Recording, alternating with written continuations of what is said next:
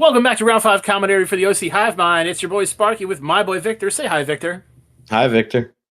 We got another round where we're watching one of us play. I'm playing Boros Energy for what could be the last time against Denis on Dimir Frog. Where do you like to be in this matchup? Why do you say for the last time potentially? Like we didn't. We're in the future. Yeah, I mean, like, this version of the deck that I'm currently playing right now won't be played. You can see one of those cards is banned in my hand. Well, welcome to this is like time walking when you play WoW. So you know what? Everyone should experience that at least once or twice. Yeah. In this particular matchup, though, with the iterations of the decks that they are, I still like energy. I think that energy is the bully at the playground, and until you fight the bully back, I just don't think that Frog has enough, especially with the fact that you have rings and they don't. But Yeah. we'll find out. From my own personal experience, a lot of this comes down to who is on the play, especially against Denis. But like as you see, he was on the play. He got to 2 mana. He's been able to get to. Hey, there's another ban card. What, Pride? No, the Amp Raptor. Oh, I drew the Amp Raptor. Yes, I did. I was Did looking you? at what was going on in the battlefield. Sorry. Well, you're very good, but I think this is a good moment. Listen, I know for the fans at home, I know this is gameplay in the past, so why don't we talk a little bit maybe about what is to come? Because I think we've had a couple of days now, a couple of leagues, some entries into the 5-0 categories that have been certainly very interesting. Yeah, there's a lot of What do you think about the twin Village Bellringer energy? Twin Village Bellringer energy is interesting. I think like it gives you a good like plan B against the decks that are trying to go over the top of you, which is kind of what the ring was doing. Like the decks that are trying to go over the top of you, you just gain more resources, have more cards than them. As I play a banned card and put it on the stack. It's really interesting to see that like okay cool they cut 4 cards or they cut 8 cards from the deck. We're gonna add 8 new cards. I'm more interested to see like how it slims down and tries to be more hyper aggressive is kind of what I want to see out of the energy decks. It's always been like a very good aggressive deck. But I don't see a lot of those cards helping energy a lot. I see a lot of these cards helping the other decks. I know like Affinity was trying to make a push for a little while. Mox Opal helps that. I know that there have been some kind of graveyard decks that like were maybe a turn too slow. Creativity kind of got hated out of the format. Faithless Looting helps that, like in a quote like relatively fair way. And then like Splinter Twin, I think there's enough answers for it. And Green Sun Zenith, I don't think those decks are very good. Yeah, and I think on the other side, you look at Dimir Frog, and it already seems like the addition of Faithless Looting is almost not a free per se splash back into the deck, but I mean, certainly there has been an uptick in the Grixis Murktide Reanimator decks, which I mean, certainly I feel the Faithless Looting is just a beautiful addition to these frog decks that are running these 4 unearths, because you're just saying, here's my on curve loot spell to put those cards in, improve that card selection so I can fight whatever you're doing, plus also advance my game plan. Yeah, and I also like the idea of let's say Dennis was playing like the Grixis version, right? On turn 1, he can Faithless Looting, put his big threat into the yard, and on turn 2, he can Thoughtseize and follow it up with an Unearth, where he like kind of protected his threat with a Thoughtseize, and then puts the threat onto the board with the Unearth. Like I really like that line, although it does require you to have multiple cards. Like you need the 2 lands, the Looting, the Thoughtseize, the Fatty, and the Unearth, which is 6 cards. But like Looting kind of gets you there. You can kind of like assemble some of that in the aggregate. It's not that bad, and I think that those lines are going to be what you're going to see in the future. Like you're going to see a lot of dump something in the graveyard, get it right back out. Yeah, absolutely. And I mean, as far as you mentioned, creativity coming back, I'm pretty happy about that. Been a huge uptick in Jund creativity decks because of Faithless Looting. I've had the chance to play it online for a couple of rounds now. I haven't had the chance to get into any leagues, just haven't been had the schedule for it. But I mean, the ability to be on curve to the game plan, just like the Dimir, or I guess how you would say the Grixis variations of Frog that are out there now. Yeah. it's very resilient. It's very strong. Card selection is key, and because the Jund creativity decks are playing 4 copies of red and 6, you're easily able to end up ditching a land and an Archon a lot of times, and it's like you never lost any cards out of that deal because you're persisting back the Archons, you're plussing Ren to get back those lands. So, looting's downside is almost negated a lot of times in the scenarios when you're playing creativity. Yeah, 110%. Like, I definitely feel like there's some amount of added bonus of just kind of like slotting looting into a lot of these decks. I've seen a lot of interesting lists. I've even seen versions of creativity being Mardu running Lingering Souls. Yep. Another free card to, loot away. Yeah, and then like you get some like interesting white cards. Like you could then run like Orm's Chant. You could then run like Wear Tears at the sideboard and like a bunch of cards that you wouldn't normally run in the deck, but actually are pretty decent cards you want to like discard that have like flashback costs and stuff like that. So I'm a little bit interested about that. Here back a little bit to the gameplay. We got. I think I tried to snap off a static prison on the Oculus, which went through, and then flipped into Johnny, trying to play into Johnny and just like extend my board here. But as always, counterspell seems to be the problem.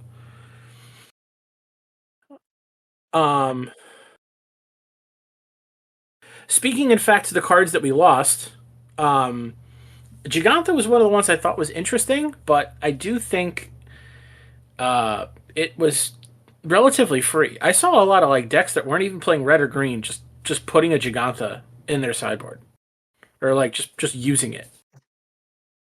And yeah, it was probably the most free, no, yeah, it's probably like one of the most free companions ever, besides Luris.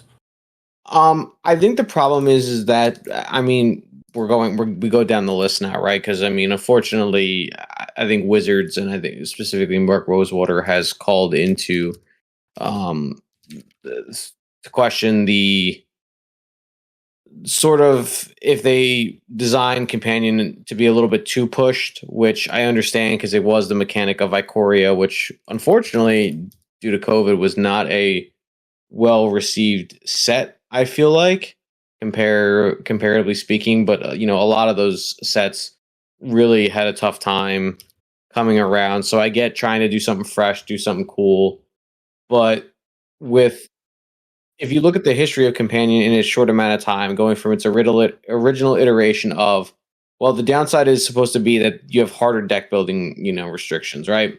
Mm-hmm. So that's supposed to keep it at bay and make it so that you have to, use your deck building skills to sort of make it a little bit more unique in deck style.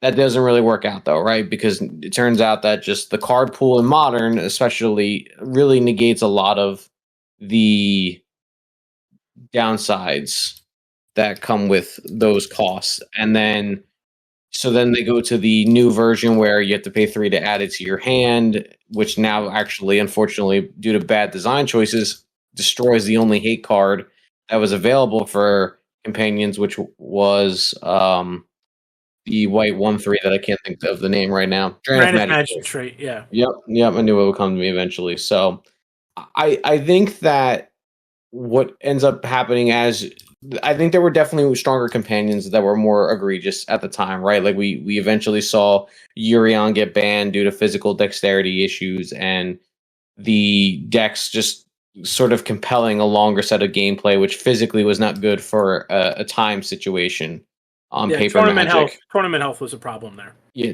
tournament health. So it got the second Sunrise treatment where, hey, this isn't good for tournaments. We can't be going 30 minutes overtime, which to everyone that was a part of that problem, I tell you, play faster. I never had never had a draw when I was playing the Urion variant, but that's neither here nor there. And then, you can go back, you can watch, you can look at the Carfax. I did not have a draw on my record, so I will swear that till the day I am no longer on this earth. And I think who else did we lose? We lost Luris eventually as well because it turns out that Modern still has plenty of small permanents that looping is not good for. in this format. So eventually, you're left with a few other ones. The other ones that I can't think of the names of right now are almost negligible in their effects in modern, and then Kihira is fair enough where it hasn't been deemed broken yet, I guess is the term that I'll use. But just like they had said on the ban announcement, that unfortunately the elk was just too much of a free solution for a lot of things going on in modern, and I can understand it. I was still surprised. I didn't think it was that big of a deal, but I guess that with the philosophy of 4 huge cards being unbanned, they are trying to make room for a new modern format to bring people back. That's fair. I think I like the direction they're going. I think it's very, very strong for what they're trying to push. Obviously, we're kind of the Boros fall that we've had, Boros autumn, has kind of been an issue that a lot of people have been facing, where you're facing a lot of the same cards, you see a lot of the same repetitive motions and gameplays and interactions and stuff like that. While you're talking, I actually think I punted this game away. There was a play I could have made earlier where I could have killed his Murktide, and I just didn't see it. And I'm watching it back now, and I'm like, ooh, definitely could have won that. But I think that in the aggregate, like them unbanning more stuff, like a bunch of cards that were banned like before these Modern Horizon sets came out, and now that we're getting Modern Horizon sets and pushing the power level of the format up, where it's like Legacy Light, I like that they're taking these chances. I think Opal is probably on Opal and Looting are the 2 on the short list to probably get rebanned. Because like all you need is like a very consistent, not glass cannon deck to be using them, and to use them well, and it's a problem because of what those cards do. And like hopefully we see a rise in a lot of these cards that like got quote unquote unlocked, like Force of Vigor and Leyline of the Void and like Collector Oof and stuff like that. Especially Oof with Green Sun Zenith, which is huge. But a lot of it just comes down to like them taking more chances, and I really like that in an Eternal format like this. They take chances when they put out Modern Horizon sets, so gotta love it when they unban stuff. I think listen, I think it was it was great that they did unban stuff. I think it was certainly more than people were expecting. The one thing I will say from the list is that I think the Mox Opal ban over in a year's time, I could see it being back on the ban list. I mean, I've seen some crazy draws with Mox Opal that kind of reminded me of the reason that it wasn't allowed in the format, especially with the artifacts that are available just being so strong. So I'm not exactly thrilled about it, but we'll see. I could be totally wrong. I mean, when I was playing 4-color Omnath Control, people were calling for Omnath to be banned, and a year later the dust settles and it's not even as strong as it once was. So no, but a lot of that's from like other cards coming in to try and help beat it. Like we've gotten a lot of good cards that have helped on that end. Back a little bit, not to cut you off, but there are currently only 7 other companions that are legal, and the only good ones I see are Obosh, Kihira, and Karuga. Yeah, well, those are the only ones that will most likely to see play. I happened to be looking myself and just being like, oh, I forgot Karuga, and I even played Karuga for a time. And I know shout out to Respect the Cat, who I follow. And I know he just 5-0'd a league. He just 5-0'd a league with the deck. With Karuga companions. Hopefully, people in the chat see me playing it sometime soon. I want to test some new stuff before I go back to the oldies, but yeah. So that was certainly cool to see that. But yeah, I certainly think that two big takeaways. Companion was probably a mistake in its in its design. And also, Mox Opal, I'll tell you this. I fired up a match in tournament practice. First deck I go against goes Darksteel Citadel, tap 1, Aether Vial. Activate Aether Vial, put in Asmo. Asmo searches for Cookbook, Mox Opal Cookbook. And I said, great. That was absolutely absurd. And while that is a very low percentage play, I've been talking to some people, and I've heard some stories that are very similar. So I hope it's not a symptom of things to come. I'm I'm not too worried about our shop. I think we do have a lot of like budget ballers in the shop, and not a lot of people are showing out. Do you want to pull? Do you have the price pulled up at the moment? What is it, like $150? Okay, so you're saying 150? I'm guessing 150. That All was the right, last so price I saw. at this particular moment, and I'm going to verify, trust but verify. It looks like the listed market price for Mox Opal's cheapest version. Little parsing through here, and I just want to make sure I see the right numbers. All right, so it looks like with the Modern Masters 2015 printing, TCG has market price of 105.95. However, I think the cheapest I see right now is 141 through Yeah, non-verified sources. So that yeah. will probably go up. I certainly am not a fan of the price of it. I think we've had many conversations. I'm a staunch opponent of pricey cards, and I mean across all things. And I own plenty of card, and I would rather see the value of my collection tanked if it mean more people got to play with the cards they want to. So, I'm you know, with you. it's I'm with you on that sentiment as well. Like you know, 100-fold. That I couldn't care less if like my 20 grand turns into 10 grand. It yeah, hurts. It hurts the brain a little bit because you're definitely losing some value. But like, if more people play and it makes the game bigger, I'm all for it. A little bit of sideboarding notes. Took out some red cards, brought in some white cards, and then it looked like Dennis brought in his what's the flip card? Graveyard Trespasser. Graveyard Trespasser, which I'm excited to see how I think that card actually will start to see an increase in play as well. I mean, in the same way that you're already starting to see some of these Green Sun decks play Keen-Eye Curator, because I mean, it is open season on Graveyard decks. There has just And been upticks. they're only doing Keen Eye Curator because it costs colorless to do it. Like Scooz costs a green, but Keen Eye costs colorless. It's more of like a Withered Wretch but green. Yeah, it's one generic, so you don't it fits into so many more decks. Scooz, I think, does have the upside of if it's a creature you gain a life, but And that you get counters, right? With Scooz. Scooz makes the Scooz bigger. Whereas does the so Keen Eye? Let me check this out. yeah, you'd have to double check me on it. I know it eats a card from a graveyard, and I think that's like the biggest thing for most of these Green Sun decks is just that it's eating cards out of the graveyard, which is very Ooh. important right now. So As long as there are 4 or more card types among the exiled cards of Keen Eye Curator, it gets +4/+4 and trample. So it's a 3/3 for GG. You can pay 1 to exile a card from a graveyard, any graveyard, Raccoon Scout. So it's already bigger than Scooz on the front side, and then if you are able to get Delirium and what you've exiled from your opponent, it becomes a 7/7 for 2 mana. Okay, that's pretty good, I could fricks with this card. as the kids would say, I could maybe. freak it.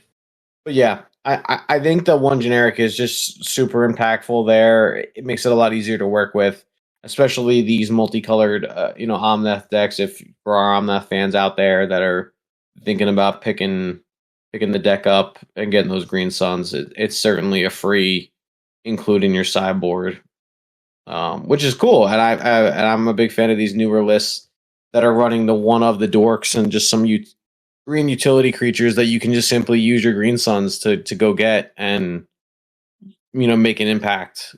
I'm a big fan of how that all kind of plays out. It definitely makes the format a little bit more interesting. Coming from a guy who played Boros, who played Belcher, a little bit of Gorios here and there over the last season.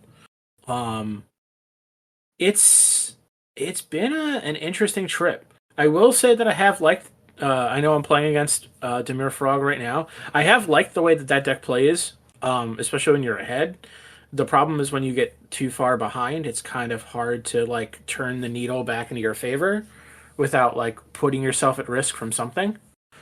Um, Mainly because you weren't running the ring, but now that card's gone, I don't see a downside for Frog. I think Frog is one of the biggest winners out of the bannings.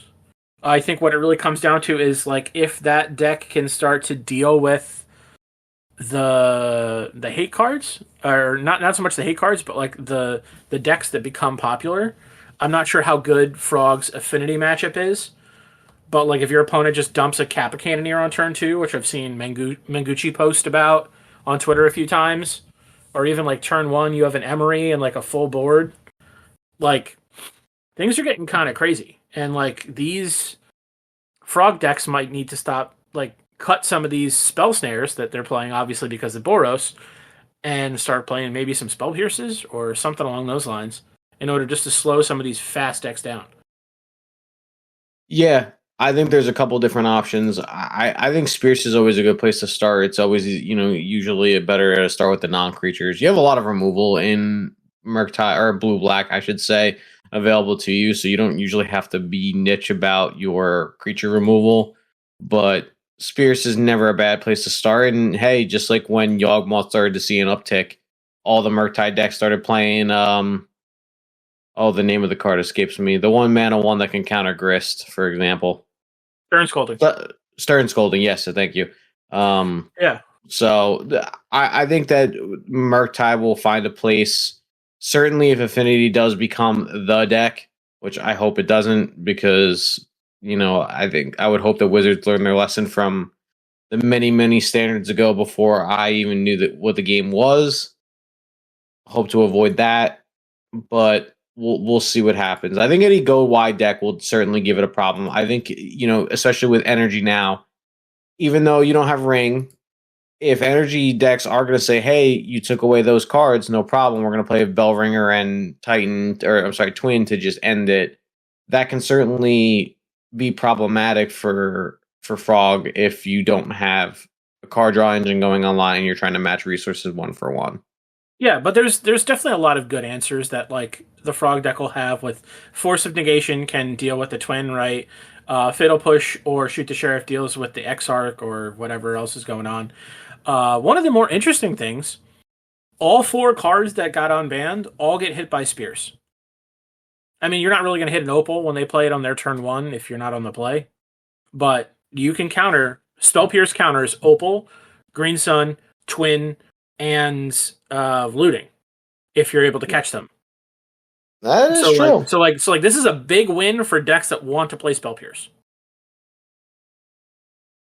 Yeah, I can agree with that. So, and like small tempo gains against a lot of those decks, especially if you're playing a tempo deck, is really big. And I definitely agree that like the best version of Twin was a deck that wanted to play tempo as its main game plan and then combo kill you as its second game plan. Like bolt, snap, bolt, play like flash threats like Vendilion Click and stuff like that. That's what I really want to be doing.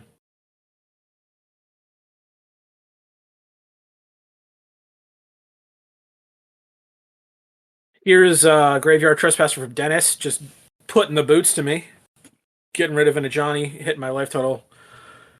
And I'm just like super on the back foot here. I'm not sure what I need to draw or play, but I think I need to do something. I think I'm staring at this Chain to the Rocks. I'm really hoping I can play a Flage here. I think Flage is her. Sorry, Land One Ring seems still like a pretty good idea. Land One Ring's not bad.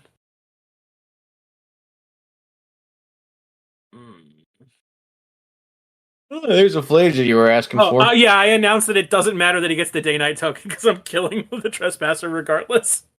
Actually, ironically, it still matters. But hey, you had the ring anyway. Look at me. Yeah, when we find the token, we find the token. But yes, it does still matter. Which there's another mechanic that I was just not a fan of. Actually, I shouldn't. Not a fan in the past tense. I'm just not a fan of. I think the game has gotten so complicated that now having, when I had first started playing Standard, that was during Scar Standard with Innistrad just coming out. That was at least tied to the card. So you only had to keep track of per card situations when that was happening. Now the cards are so wordy. Look, like there's a paragraph and a half on Graveyard Trespasser. I think I, for one, welcome our new Yu-Gi-Oh! Overlords, where every creature has at least an entire paragraph attached to it. I'm sitting here with a Guide of Souls and a prayer. Yeah, I can't foresee you. I mean, listen, don't spoil it for me, but unless Denis decides to Oh, Doesn't counter interesting. it. Doesn't he doesn't counter it and he doesn't care. Yeah, I guess actually, I'm proud of Dennis here because, well, I mean, that's Had it unfortunate. anyway, baby. I mean, okay, that was a situation Get where, him I out of mean, here. it didn't matter anyway. However, I did have a talk with Dennis at multiple points in time to think about the first spell being cast because he'd be very inclined to counter the first thing, and I would say to him, you don't always have to counter the first spell. So I'm You happy countered the that he second didn't one. counter the first spell. Counter the second one. I didn't really ever talk about what happens if they have the third one. So, very And unfortunate. he did have a force in his hand. He just didn't have the blue card. And it looks like he's got Frog and then Shoot the Sheriff and a Poosh. And he just doesn't play the Frog? I mean, I'm happy about that, but I think the only thing is that if he plays the frog, then Dennis has no way to deal with any sort of follow up non creature spell or removal. Which fortunately there didn't make a difference, but no. he also has the removal for because he kept it up, he was able to leave up the removal, but I guess the logic is, oh, okay, I would have thought that the sheriff would have came in here Is that while a. the It might not be a Shoot the Sheriff. It might be something else. oh, okay. I'm trusting you here, and you've failed me I'm completely. just, It is a I'm just black trying. card. I'm just trying to figure out what black card it is. Is it a Toxic Deluge? Hey, Dennis, in the past, can you put the card that we don't know to the front, please? Maybe. He's got two frogs. No, he's got Counterspell Frog and Fatal Push. No, it's not Fatal Push. I'm trying to guess by the artwork. Yeah, that is a tough one there. I don't know what we're working with, but maybe, just maybe, we'll get to find out.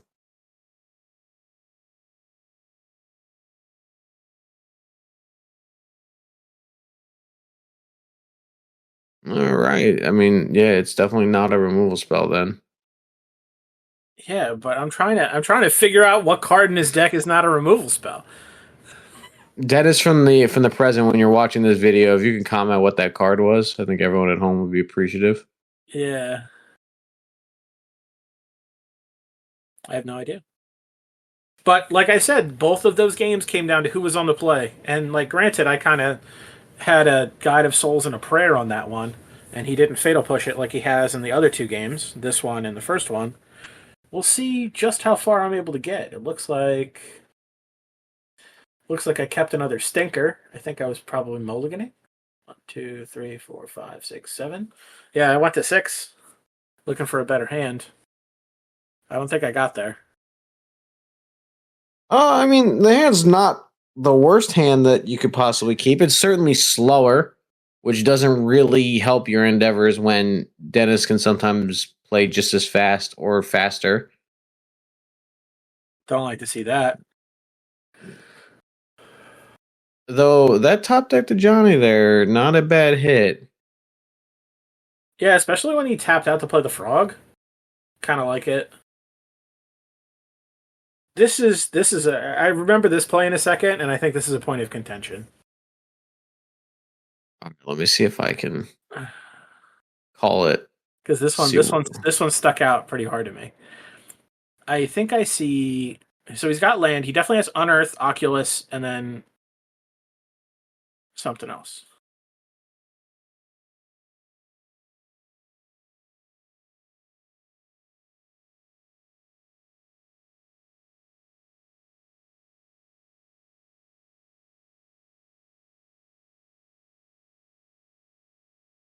So he moved to combat, and now he's like stuck.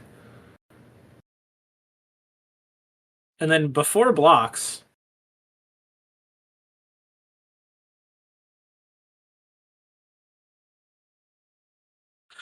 so and I voice it right here. He said he did some math wrong, but because he didn't jump, I think I was in the position. I was like, let me flip this to Johnny now because if I can like plus it and get to a point where I can like nuke his field or whatever. Because I think in my head that was a free block, and then he would have 2-for-1 me easily with the fatal push. Yeah, yeah. Okay, now I see what you're saying because I'm looking at the line. Yeah, I think if you're gonna do that anyway, yeah, you see if your opponent's gonna take the bait of block plus ditch. Yeah. I mean, he had fatal push frog into discard Oculus on Earth. There was not anything I could have done. No, you're gonna certainly need. I mean, that's a pretty good start there. The only problem is you're looking down a big old frog that is only gonna get bigger and more problematic as you go. Yeah. Also, I don't know why he has like his something Dennis does when he plays is like he just plays his lands at weird points where he's like, I'm only going to tap this one with my right hand and these with my left hand. It's called ergonomic gaming. You should look into it. It'll I probably be guess better for so. your wrists. It might be. It just seems like it wastes a lot of time. Dexterity wise, I mean, I don't agree with it, but it hasn't really, I don't think, caused them any issues other than it just looks weird. That's fair. I don't think the layout rules apply until you're on camera for competitive REL. Sure. So I think it's fine as long as you're not trying to do anything facetious like stacking the lands in a weird way. I really don't think it's the end of the world. Ironically, there just wasn't a point where I was able to. I mean, like I think I drew another land here, or no, I think I drew the Thraben Charm. Yeah. And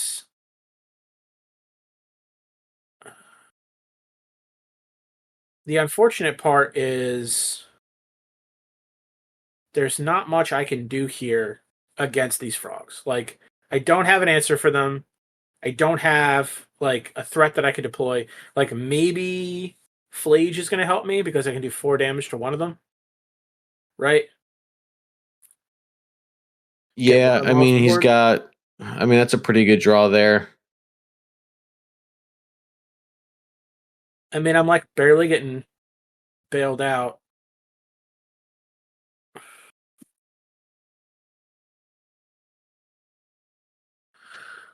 But it's like, okay. In my head, my thought process was like, I'm going to play this, and he's just going to have the Graveyard Trespasser. And looking at his hand, he just has the Graveyard Trespasser.